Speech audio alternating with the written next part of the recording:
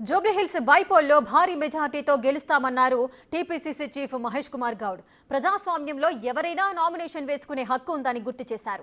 గత 10 ఏళ్లలో కేసీఆర్ ఎన్ని ఉద్యోగాలు ఇచ్చారో, సీఎం రేవంత్ రెడ్డి ఎన్ని ఉద్యోగాలు కల్పించారో నిరుద్యోగులు ఒక్కసారి ఆలోచించుకోవాలన్నారు.